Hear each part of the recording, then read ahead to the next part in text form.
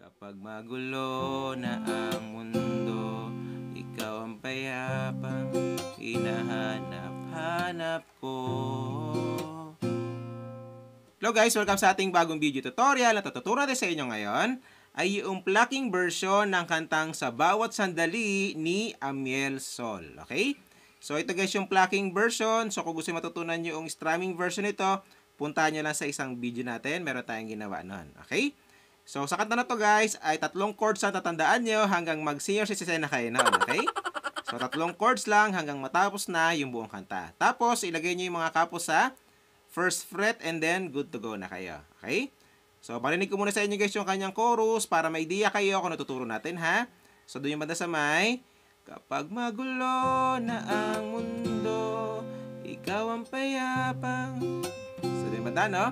So, paano yon? So, yung mga chords muna natin, guys, para sa buong kanta ay E. Yan. So, 3rd string, 4th string, 5th string ito. Tapos, B. Yan. Yung B, guys, ay open lang siya, no? Open na chords. So, ito lang ibitin nyo. 3rd string ito, 4th string ito, 5th string naman ito. Yung 1st string at saka yung 2nd string ay wala siyang ipit, no? Naka-ano lang siya, hindi siya naka-bar chords, okay? Ganyan siya. Tapos, pupunta kayong A sus 2. Yung A sus 2 ay dalawa lang yan. Para siyang A, pero tinanggal nyo lang yung nasa baba.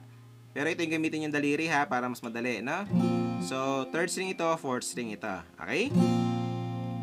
So, ganun lang yung mga chords. E, B, tapos A sus 2. Tapos A sus 2 lang uli.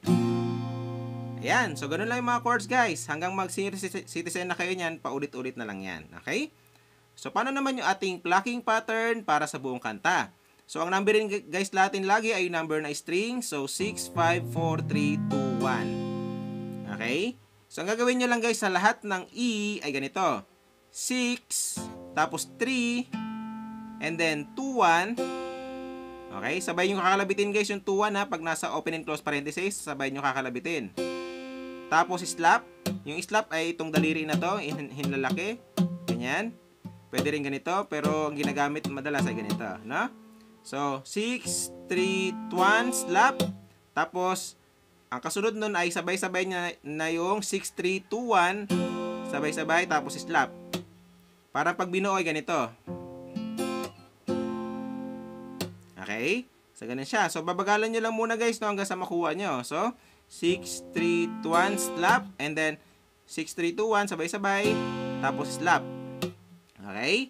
Tapos, sabi naman, ganun lang din. Binago nyo lang ginawa nyo lang 5 yung lahat ng 6. So, 5, 3, 2, 1, slap. And then, 5, 3, 2, 1, slap. Okay? Tapos, sa A sus 2, ganun din. 5, 3, 2, 1, slap. And then, 5, 3, 2, 1, slap. Okay? So, ganun siya guys, no? Kapag pinasadahan natin ay ganito. So,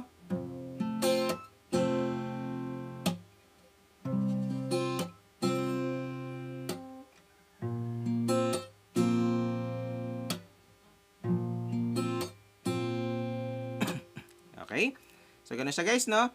So, kapag kinantahan ay ganito. So, kapag magulo na ang mundo, ikaw ang payapang hinahanap-hanap ko. Okay, so ganun siya, no? Or, kung nahirapan kayo sa ganyang plucking, guys, yung pangalawang plucking natin mas madali. So, ganito siya.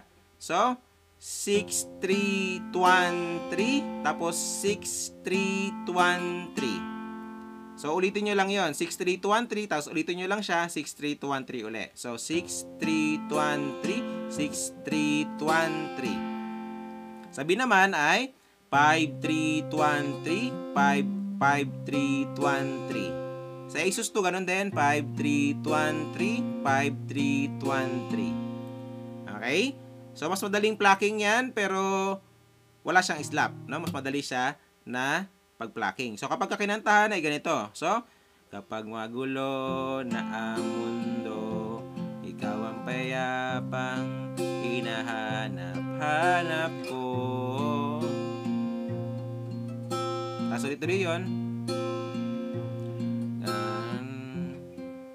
Sa akin. Okay? So, paulit-ulit lang yun hanggang matapos na yung buong kanta. Okay?